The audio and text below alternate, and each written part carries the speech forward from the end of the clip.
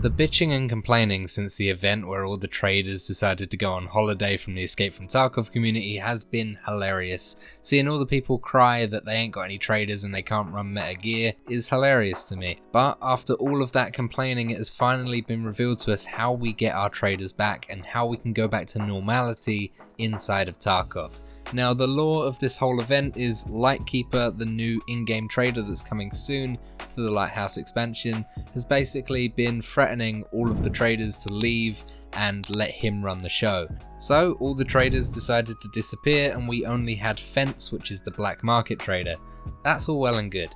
And then later on, that very same day, the scav case in the hideout was changed. Usually you had a few different options. You could pay a couple of thousand rubles, you could trade a moonshine or an intelligence, and in return, after a little while, you would have scavs return and give you some items back. But that's no longer the case. Instead, you have options ranging from 25,000 rubles all the way up to 500 million rubles that you can use in your scav case, and it only takes 5 seconds for scavs to return with your gear. What do they return with? Absolutely nothing. They steal the money and you're left with nothing, and your money gets deducted from your stash. Pretty annoying, right? They're scamming you, but it's for the greater good because that's actually how we're getting our traders back. If you go to escapefromtarkov.com/cash, which is their official website and a subpage in that official website, you can actually see just how much money has been collected from people paying into this scav box. As of the time of this recording, 272 billion rubles has been deducted from people's stashes. And at first, when this website was released, there was nothing but that number. Now we actually have a goal left to collect, which is 1.2 trillion rubles. And this is globally, not just for a certain selection, not for a certain region. Every single player playing Escape from Tarkov will contribute to this if they decide to put money into their scav box. And that is an in total 1.5 trillion ruble ransom that the Lightkeeper in this lore has put up.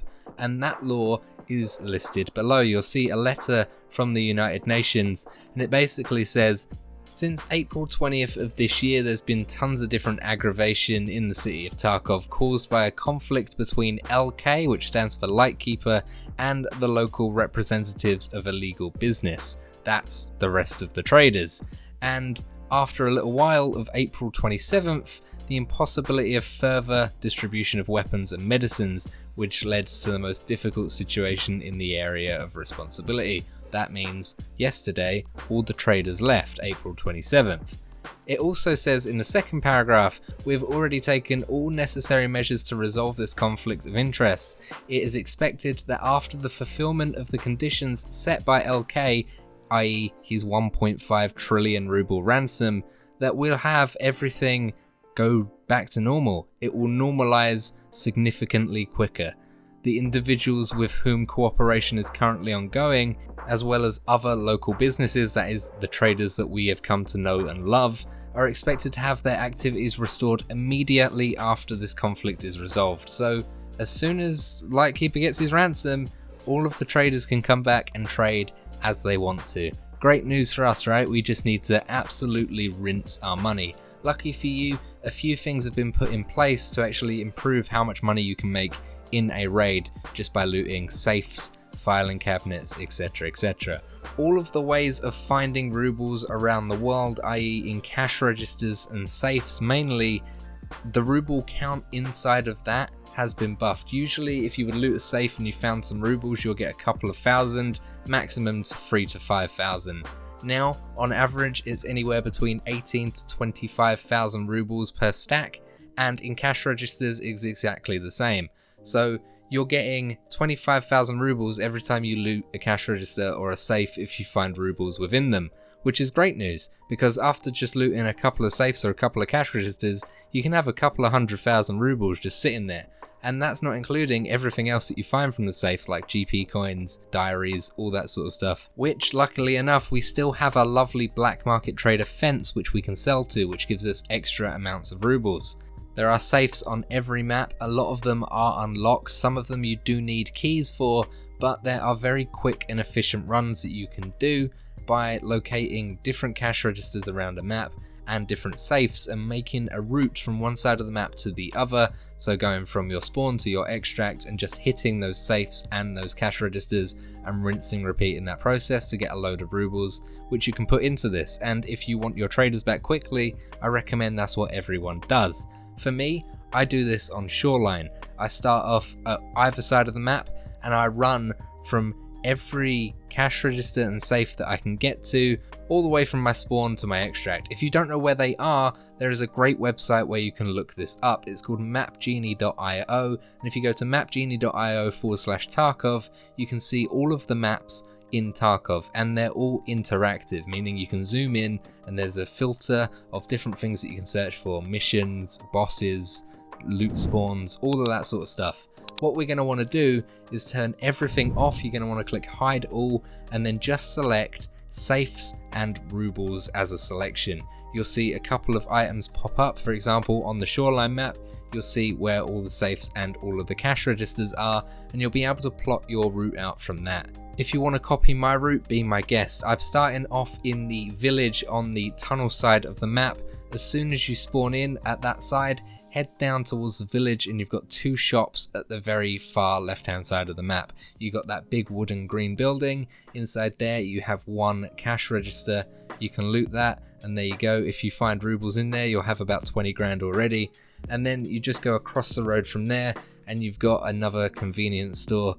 In here is a couple of safes and you can loot both of those, and again, if you find rubles in there, you've got even more rubles. And if you find rubles in all of these cash registers, then you've probably already got over 100 grand, which is great. You can stick it in your secure container, and even if you die, you've still got that cash. From here, we're going to want to run over to the cottages. Now, my run here doesn't require any keys, but if you do have some keys, for example, there's some safes in the resort and they require keys. If you got them, great. If you don't worry. And again, you've got a locked cottage in the cottage area, and if you can go in there, there are two more safes in there and a couple of rubles that you can find lying about loosely on the table on the ground floor. But there is an unlocked villa in this cottage area as well. Just go into that, which is the left hand side one if you're looking at it from the front gates. You can go in there, head straight up the stairs, and in one of the rooms you've got a big grey safe. You can loot that, pick up everything that you can get, the rubles, the dollars, everything like that, as well as the GP coins and everything you find. Once you've done that, move to the room next door and you'll see a blue weapon locker with a small safe on top of it. Loot that and again, take everything. From here, we're going to want to head up to the bus station, and once you head to the bus station, you will see a office building in the bus station compound. You're going to want to go inside there. You'll have a dead scav to loot and all that, but don't worry about that too much. Go into the side office on the left hand side of this building. You'll see some filing cabinets, but more importantly, another cash register that you can loot. Loot that and you might even get some more rubles. Who knows? After that, go straight outside and up towards the helicopter of the resort. At the base of the helicopter, you will see a small blue and white shack. We call these ice cream shacks. Go inside that and bomb it to the right, and you'll see a small counter. And at the back of this counter is another cash register. Loot that and dip out of there to avoid conflict. Head all the way down to the shore now at the other side of the map, and you will be at gas station. Little do people know, there's actually a safe inside of the gas station. All you need to do is bypass the fire and don't get burnt. To do this, go through the front door and walk straight into the middle of the fire. You'll see a spot where it isn't actually a light, and you're going to want to look to your left. You want to line yourself up between two of these metal shelving units. You'll see a small gap in between it. Line yourself up with this gap and sprint jump over it, and then you are safe from fire. You can go straight in and loot that safe on the right of the hallway in these back offices. In that safe you'll find all sorts, including more rubles probably, and from here you can loot two green weapon boxes in the adjacent rooms in this area as well, if you want to find ammo or weapon attachments that you might not have and you might need for your weapons, because obviously you can't buy them right now. Once you've done with this area, simply line yourself up with that gap in between the two metal shelves again from the other side this time, and sprint jump over again. You may take a little bit of damage doing this, but it won't be a great deal. Then simply stand in the middle again and turn to your right and look at the front door and walk straight out. You will be safe and you would have looted that safe. From there, you can go down to the pier, and in the pier there is a blue and white building. This one's quite popular, but there is actually a cash register as soon as you walk in. Straight ahead of you there is a front desk, and on that front desk is a cash register. Loot that and then go upstairs. Upstairs there are 2 safes, one on either side. So whatever side you go up, loot that safe by the PC, and then just go around to the other side of the upstairs area and loot the other safe.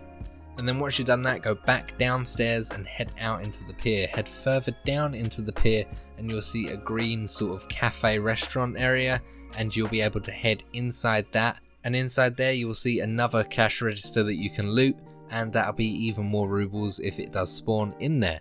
From there, go up the ramp again back towards the gas station, but this time you're going to want to head round to Road to Customs. Follow that road all the way round and head up towards the weather station. This is another quite common area for people to go to, so if you're doing this and you're hitting this last, you could expect this safe to already be done.